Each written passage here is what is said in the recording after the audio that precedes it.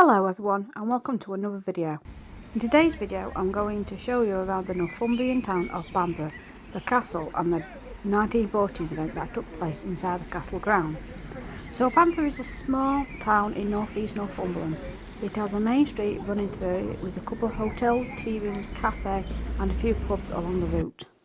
At the bottom of the street it leads to the castle, which is perched on top of the old crag of volcanic dolerite. The castle overlooks the town of Bambugh as well as the beach and out to sea. The town of Bambugh also overlooks the Fawn Islands, which are home to all sorts of wildlife, including puffins, kittiwakes and razorbills. No one lives on these islands, but there is a National Trust ranger who resides there 9 months of the year. To get down to the beach you have to go over the sand dunes, which are quite tricky, especially if you are unsteady on your feet. As you can see here, they are very hilly, but there are paths to cut through them, so you can get to the beach more easier. The beach itself is really clean and tidy, and the sea itself has a blue haze to it, indicating how clear it is. Another way to the beach is through another car park. Past the castle, there is a direct path through the small part of the sand dunes to get onto the beach. This path is better and flatter to use.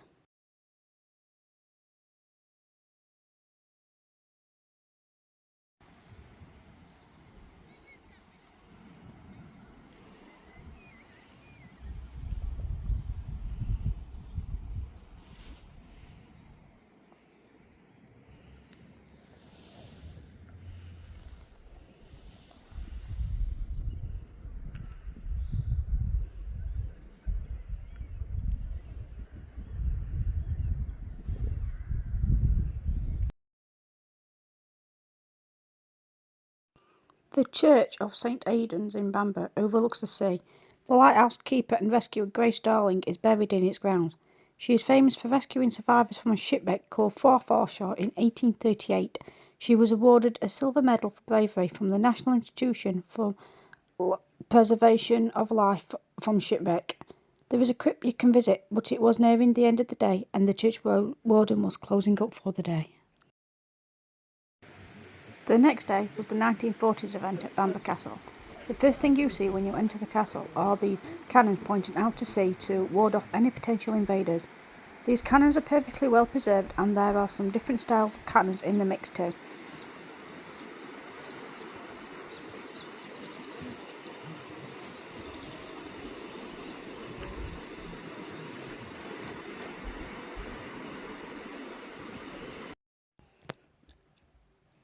As I followed the path further around the castle grounds, I came across the 1940s event. The first stall was a field hospital tent where the patients would go if they were injured.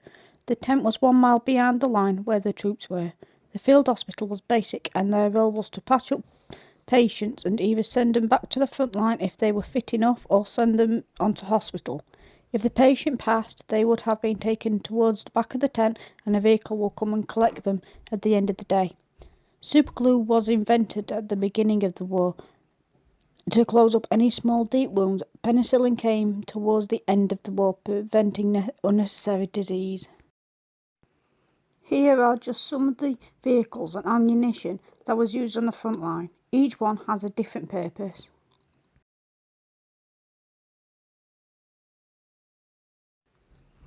The Home Guard was vital during the war. Most men were too old to join the forces, but most of them would have fought in the First World War. Some of the men was a reserved occupation, meaning their day job was vital to keeping the country running, and didn't need to join up. The Home Guard defended our country from their home counties. They didn't have proper equipment at the beginning of the war, so they had to improvise and make their own. But that changed towards the middle of the war, when they were finally had the proper kit they desperately needed. Here is a typical layout of a couple or a group of friends going out for a picnic 1940s style.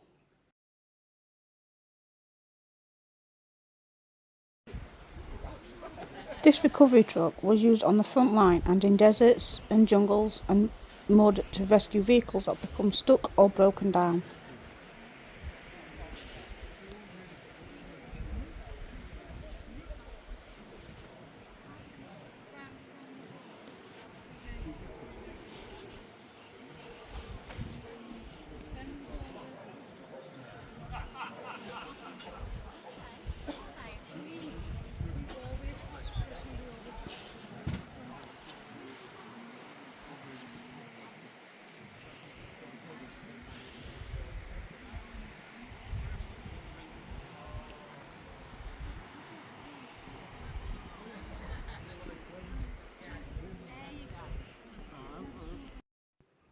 Here are some more vehicles that was used on the front line.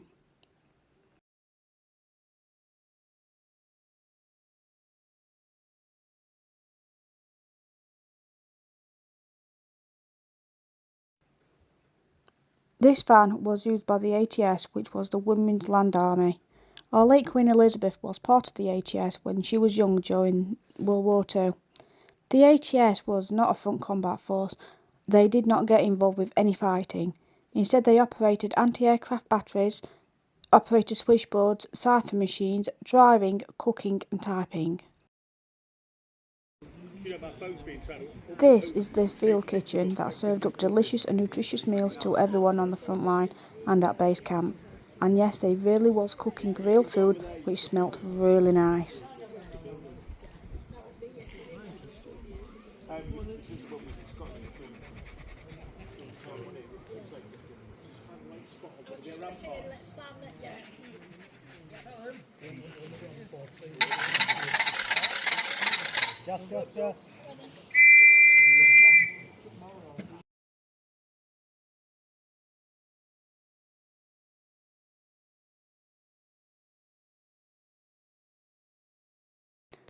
The home front store had lots of different items from the war which would have been used in people's homes up and down the country. Items such as gas masks, ration books, first aid kits and dried milk. There was also a selection of children's toys that was around the back that would have been used in the 1940s. Land girls helped out on farms up and down the country. It was hard and mucky work, but the reward was worth it, knowing that you were helping to feed the nation, even with rationing on.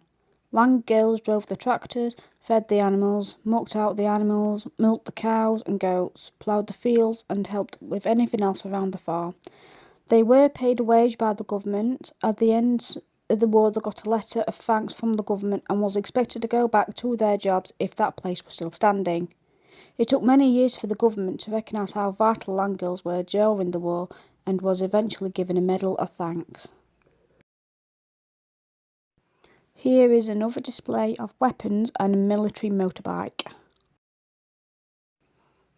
It was vitally important that nothing went to waste. A lot of items were reused into something else, such as curtains being made into dresses, or pots and pans were melted down into parts for our planes and ships.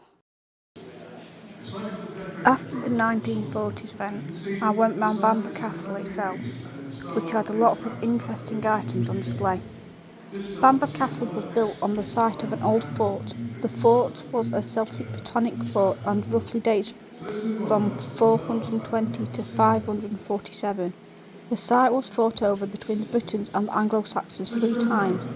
When the Normans came, they built a castle in the fort's place. The castle itself was built on an old crag of volcanic dolerite.